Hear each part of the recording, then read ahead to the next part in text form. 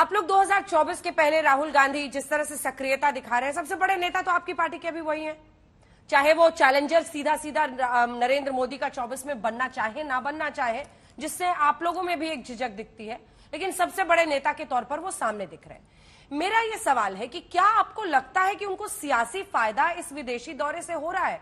क्योंकि आप लोगों को बैठ के यही समझाते फिरना पड़ रहा है कि ये लाइन आउट ऑफ कॉन्टेक्स्ट है, ये लाइन इन कॉन्टेक्स्ट है, ये लाइन जो उन्होंने कही तो थी लेकिन इसके साथ उन्होंने ये भी कहा था। तो फिर जिसका आपको फायदा ही 2024 के लिए नहीं मिलेगा, उससे क्यों वो ये स्ट्रैटेजी बना कौन रहा है? अंजना जी, पहली बात तो इस डिबेट में जो हमारा पक्ष है उसका विजय होने का एक सबूत ये है कि जब वाजपेयी हिंदू मुसलमान पे आ जाए तब समझ लो कि उनके सारे हथियार खत्म हो गए। और मैं नहीं मान रहा था कि आज सुधांशु जी को भी हाल होगा, पर यह हुआ है। जैसे ही वो आ जाए हिंदू मुसलमान पे, समझ लो सब हथियार खत्म। जैसे ही फर्जी राष्ट्रवाद पे आ जाए, समझो सब हथियार खत्म। मेरा ये कहने का मतलब है, मैंने सारे मुद्दों पे बात की, एक भी मुद्दे पे इनका कोई जवाब नहीं था। कहीं तो चर्चा कर लेते। मतलब ये कह रहे हैं कि हम इस बीच अब खबर आ रही है, एक सेकेंड सर, राहुल गांधी पर इंद्रेश कुमार का तगड़ा पलटवार, यानी संघ की तरफ से भी प्रतिक्रिया आ गई है। राहुल ने साबित कर दिया कि वो विदेशी हैं, विदेशियों की मदद से वो राज करना चाहते हैं। सुन लीजिए क्या कहा है, उसके बाद से इस पर सवाल जवाब दीजिएगा आप, रोहन जी।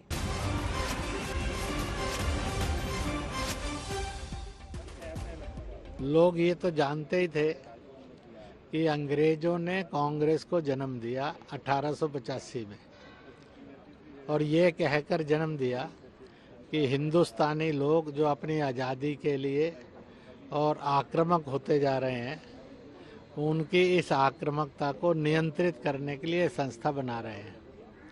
और आज राहुल ने सिद्ध कर दिया है कि वह हिंदुस्तानी नहीं, विदेशी है, और विदेशियों की मदद से वह हिंदुस्तान के अंदर राज करने का सपना ले रहा है, जो बड़ा दुर्भाग्यपूर्ण है, निंदनीय ही नहीं है बल्कि चिंतनीय भी है। इसलिए पूरी कांग्रेस ने और देश ने विचार करना चाहिए, जो देश में हुकूमत के लिए विदेश की मदद ले और उस इंग्लैंड की मदद ले जिससे हमने अपनी आज़ादी प्राप्त करने के लिए लाखों लाख कुर्बानियाँ दी।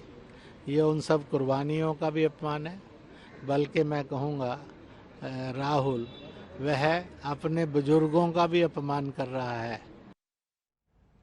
जवाब दीजिए रोहन जी। वो कह रहे विदेशी ताकतों का इस्तेमाल करके जिस ब्रिटेन को हमने इतनी मशक्कत से हराया, उसी धरती पर जाकर भारत के खिलाफ बोल रहे हैं। विदेशी ताकतों से देश में हुकूमत पाना चाहते हैं राहुल।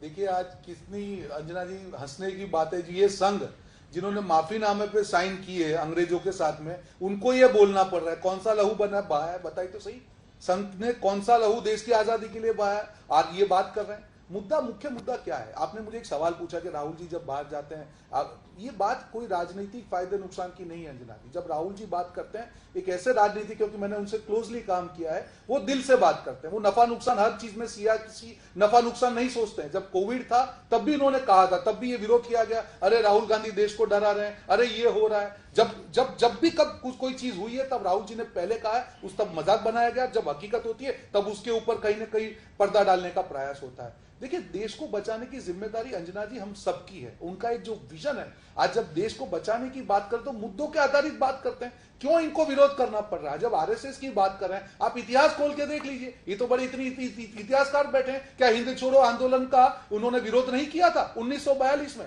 क्या अंग्रेजों के साथ मिलकर देश के खिलाफ बात नहीं की थी? आजाद हिंद फौज की बात कर रहे हैं। जब यहां पे सुभाष चंद्र बोस जी आ रहे थे, आजाद हिंद फौज का खिलाफ जो विरोध किसने किया? संघ का जो वहां पे अधिवेशन था उसमें उसका विरोध हुआ है। तो ये हकीकत आप बदल नहीं सकते हो अंजना जी। आज देश में आप सत्ता में हो सकते हो, पर आपका भविष्य, आपका भूतकाल आप नहीं बदल सकते हो, ना आप वर्तमान बदल सकते हो। हम तो मुद्दे आधारित बात करते हैं अंजना जी। 9 साल में जो भी चैलेंजेस देश ने स्वीकार किए हैं, जो सहे हैं हमने, जो मुद्दे सहे हैं, जो विफलताएं देश ने उठाई है, मैं हमेशा कहता हूं कि विदाउट एनेस्थेसिया देश की जनता के ऊपर उन्होंने ऑपरेशन किए हैं। और आज हम नहीं चाहते हैं कि देश की जनता पे ऑपरेशन हो। मैं आपके माध्यम से जो छोटे उद्योगपति हैं, छोटी बात, जो छोटे उद्योगपति हैं या परिश्रमी हैं, मैं आपके माध्यम से चैलेंज से कहना चाहूंगा, आप किसी के साथ में अकेले बैठ के बात कर लीजिए, वो डर से कहेगा कि धंधा ही नहीं है, बिल्कुल बात भुला है। आज ये जो विकास की बात कर रहे हैं ना, 5-7 मित्रों के विकास से विकास, देश का विकास नहीं होता। देश की जो धरोहर है अंजना जी, हम लोग ने सारे जो इतने साल में हमने सारी जो वैश्विक महामंदी का सामना क्यों किया, जो हमारा जो इनफॉर्मल सेक्टर है, हमारे जो छोटे उद्यमी है, आज सबकी हालत खराब करके रखी है। मैं सबको जानता हूं, इसलिए मैं आपको कह रहा हूं, किसी के बोलने की हिम्मत नहीं। क्या किसी भी व्यक्ति की ये हिम्मत है? अभी उन्होंने जयशंकर जी ने देश के जो उद्योगपति है उनको लताड़ डाला कि उन्होंने प्लेटफॉर्म का यूज नहीं किया। कभी आपने सुना है? और एक भी उद्योगपति बेचारा बोल नहीं पाया। अरे आपकी सरकार में दम होता तो जो चाइना से आप जो प्यार लड़ा रहे हो, उसका जो आपका इंपोर्ट डबल नहीं होता, 245% वृद्धि नहीं होती, क्योंकि आपकी जो इच्छा शक्ति नहीं है, क्योंकि आपके दिल में चाइना प्यार है और आप देश के उद्योगपतियों को लताड़ रहे हो। अंजना जी, मुझे एक चीज बताइए, देश के विदेश मंत्री देश के उद्योगपतियों के बारे में खराब बोले और एक भी उद्योगपति सामने नहीं बोले। जवाब सुन एक चीज तो बताइए, राहुल गांधी शीतकालीन सत्र में विकास की आप बात 0% है उनका प्रेजेंस, नहीं होती, इस पर तो आपने कुछ बोला ही नहीं सर। शीतकालीन सत्र में 2022 में पिछले साल सर जो शीतकालीन सत्र था, तो हमारा विकास दर इससे ज्यादा होता। ठीक है, राहुल गांधी का प्रेजेंस पार्लियामेंट में अगर वो सीरियसली लिए जाना चाहते हैं तो पार्लियामेंट में उनका 0% क्यों है शीतकालीन सत्र में? देखिए अंजना जी, राहुल जी ने जब भी पार्लियामेंट के अंदर हो या पार्लियामेंट के बाहर हो, जब भारत जोड़ो यात्रा की हम बात कर रहे हैं, पार्लियामेंट की बाहर हो, हर जगह पे मुझे एक बार बताइए कौन सा ऐसा मुद्दा है देश के लिए नहीं उछाला। जब उनको लगा कि पार्लियामेंट में बात करी, उन्हें पार्लियामेंट में बात की। मैं ये कहना चाह रहा हूं कि जो क्रेडिट ये लोग लेना चाह रहे हैं, वाजपेयी आज ये कह रहे थे कि देश का विकास दर, अरे आप नहीं होते तो ये डबल होता। टाइम खत्म हो रहा है, जल्दी से सुधांशु जी जवाब दीजिए। सुधांशु जी बताइएगा, ये जो कह रहे हैं इंद्रेश जी की साबित कर दिया कि विदेशी है राहुल गांधी, मतलब